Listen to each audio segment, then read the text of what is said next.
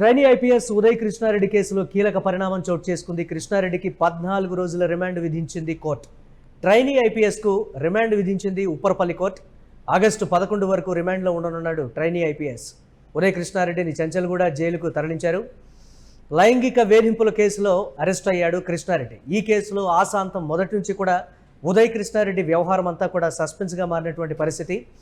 Trainee మహిళా IPS ఎవరైతే ఆరోపణలు చేశారో, వేధింపులకు గురి చేయడం కావచ్చు, దాడి చేయడం కావచ్చు, హత్యాయత్నానికి ప్రయత్నించడం కావచ్చు, మెడ మీద కత్తి పెట్టి ఏ విధంగా అయితే తనను బెదిరింపులకు గురి చేశారో, ఈ రకమైనటువంటి కంప్లైంట్తో మొదలైనటువంటి వివాదం కూడా రకరకాలైనటువంటి కీలక మలుపులు తీసుకొని ఏ విధంగా ప్రస్తుతానికి వరకు వచ్చిందో అందరికీ తెలిసినటువంటి పరిస్థితే. అయితే ట్రైనీ ఐపీఎస్ ఉదయ్ కృష్ణారెడ్డి కేసులో కీలక పరిణామం అయితే చోటు చేసుకుంది. 14 రోజుల రిమాండ్ అయితే విధించింది. చెంచల్గూడ జైలుకు తరలించారు.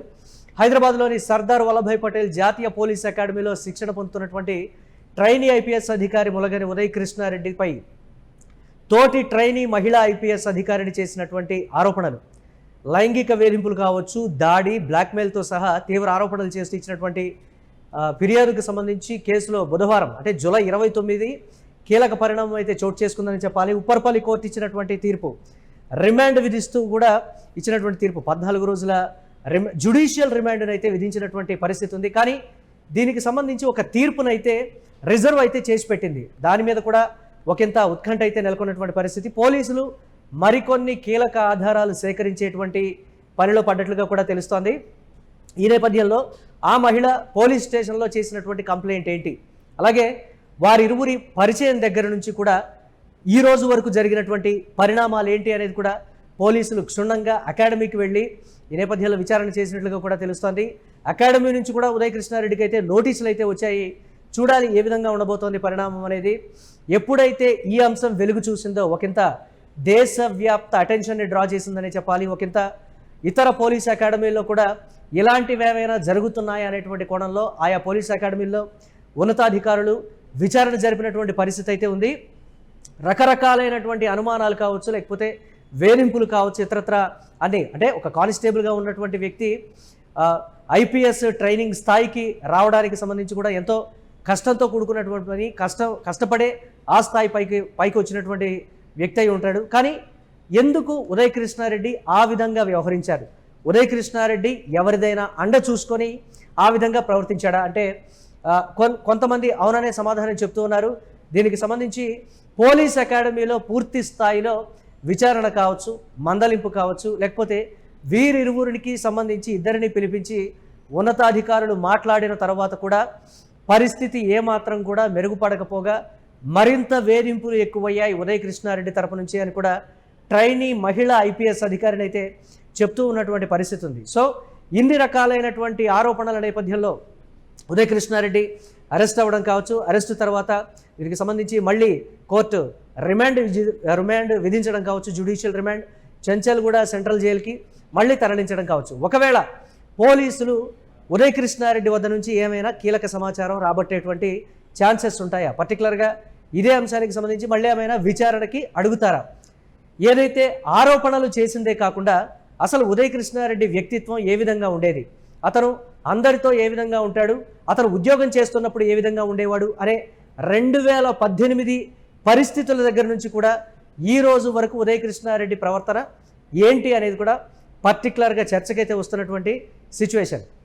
సో గతంలో కానిస్టేబుల్గా ఉన్నప్పుడు అతని మీద ఏమైనా అలిగేషన్స్ ఉన్నాయా? ఇది ప్రధానంగా పోలీసుల విచారణకు సంబంధించి అయితే వెలుగు చూస్తున్నటువంటి వాస్తవాలు. అప్పుడు తను తోటి ఉద్యోగులతో కావచ్చు, లేకపోతే అప్పుడు కానిస్టేబుల్గా సెలెక్ట్ అవ్వడానికన్నా ముందు ట్రైనింగ్ పీరియడ్ ఉంటుంది. ఆ ట్రైనింగ్ పీరియడ్లో ఉదయ్ కృష్ణారెడ్డి ఎలా బిహేవ్ చేసేవాడు? సో ఇలాంటి అంశాలన్నింటినీ కూడా విచారణకి క్రోడీకరించి కోర్టులో సబ్మిట్ చేయడం అయితే జరిగింది. పూర్తి స్థాయిలో కానిస్టేబుల్గా ఉన్నప్పటికంటే ట్రైనీ సమయంలో ఉన్నప్పుడే, ఐపీఎస్ ట్రైనింగ్ సమయంలో ఉన్నప్పుడే ఆరోపణలు ఎక్కువగా రావటం, ఇక నేను ఐపీఎస్ని అయిపోయాననేటువంటి ఒక ధైర్యంతో ఉదయ్ కృష్ణారెడ్డి ఆ విధంగా విచ్చలవిడిగా ప్రవర్తించాడు అనేటువంటి ఒక అభిప్రాయానికైతే రావడం, చేసినటువంటి ఆరోపణలు కావచ్చు, ఉన్నటువంటి సాక్ష్యాలు కావచ్చు, వెలుగు చూస్తున్నటువంటి విస్తుపోయే వాస్తవాలు కావచ్చు, ఇవన్నిటినీ కూడా క్రోడీకరించి ఉదయ్ కృష్ణారెడ్డి ఆ మహిళా ట్రైనీ ఐపీఎస్ ఏదైతే చెప్పిందో సో అదే విధంగా తను చేశాడనేది కూడా చెప్తూ ఉన్నారు. భౌతికంగా దాడి చేయడం కావచ్చు, మెడపై కత్తిపెట్టి చంపేస్తానని బెదిరించడం కావచ్చు, తన ఫోన్ని లాక్కోవడం కావచ్చు, ఇతరత్ర అన్నింటినీ కూడా ఉదయ్ కృష్ణారెడ్డి చేశాడు అని అయితే నిర్ధారణకైతే వచ్చినటువంటి పరిస్థితి. తోటి ఇతర పురుష ట్రైనీ ఐపీఎస్లను కూడా వారు విచారించినట్లుగా కూడా తెలుస్తోంది. వారి వాంగ్మూలం అలాగే ఇతర తోటి మహిళా ట్రైనీ ఐపీఎస్లను కూడా విచారించినట్లుగా కూడా తెలుస్తోంది. వారి నుంచి కూడా చాలా వరకు సమాచారాన్ని క్రోడీకరించి అసలైనటువంటి విషయాలన్నింటినీ కూడా కోర్టు ముందైతే పెట్టారు, ఉప్పరపల్లి కోర్టు. వీటన్నింటినీ పరిశీలించిన తర్వాత తీర్పునైతే మరి రిజర్వ్ చేసింది. ఇమీడియట్గా రిజర్వ్ చేసినటువంటి తీర్పునైతే చెప్పాలని అయితే అంటున్నారు. కానీ ఉదయ్ కృష్ణారెడ్డికి రిమాండ్ విధించడం కూడా ఒకంత ఆసక్తిని అయితే రేకెత్తిస్తున్నటువంటి పరిస్థితి ఉంది. జూలై 18న అత్తాపూర్ పోలీస్ స్టేషన్లో కర్ణాటకకు చెందిన 30 ఏళ్ల మహిళ ట్రైనీ ఐపీఎస్ అధికారిని వివాహిత ఆమె ఇచ్చినటువంటి కంప్లైంట్ ఆధారంగా అసలు ఆ రోజు ఆ కంప్లైంట్ వెలుగు చూడగానే ఇమ్మీడియట్గా పోలీస్ అకాడమీలో ఈ సమస్యని ఎందుకు పరిష్కరించలేదు? ఇది మొట్టమొదటి రైజ్ అయినటువంటి క్వశ్చన్. మీడియా అతన్ని కవర్ చేస్తూ ఉన్నప్పుడు కూడా తాను దురుసుగా ప్రవర్తించినటువంటి ఆ వీడియోను కూడా మనం యూటీవీ స్క్రీన్ మీద ఎక్స్క్లూజివ్గా చూస్తూ ఉన్నాం. తాను ఐపీఎస్ అవ్వడానికి ఇన్స్పిరేషన్ ఏంటి? సో ఐపీఎస్ అవ్వడానికి ఇన్స్పిరేషన్, అలాగే ట్రైనింగ్కి రావడానికి సంబంధించి కూడా ఇంత జరిగిన పరిణామాల్లో ఎక్కడా కూడా ఉదయ్ కృష్ణారెడ్డి విషయంలో ఎవరికి అనుమానం రాకుండా అయితే తను ప్రవర్తించాడు. ఇక రెడీగా పోస్టింగ్కి ఉన్నటువంటి సమయంలో తన విశ్వరూపాన్ని చూపించాడని చెప్తూ ఉన్నారు. మహిళల పట్ల, పర్టికులర్గా ట్రైనీ ఐపీఎస్ మహిళ పట్ల తాను వ్యవహరించినటువంటి విధానం, ఒక వివాహితను కూడా చూడకుండా ఆ స్థాయిలో బెదిరింపులకు పాల్పడటం కావచ్చు, లైంగికంగా వేధింపులకు పాల్పడటం కావచ్చు, ఆమెపై లేనిపోని అసత్య ప్రచారాలు చేయడం కావచ్చు. అంటే మా ఇద్దరి మధ్య రిలేషన్షిప్ ఉంది, అలాగే వేరే అధికారితో కూడా ఆమెకు అక్రమ సంబంధం ఉంది అని రకరకాలైనటువంటి అంశాలన్నింటినీ కూడా చెప్పడం కావచ్చు. పూర్తి స్థాయిలో ఈ కేసును అన్నిటిని కూడా పరిశీలించిన అనంతరం, విచారణ చేసిన అనంతరం అన్ని అంశాలని కూడా పోలీసులు కోర్టు ముందు ఉంచారు.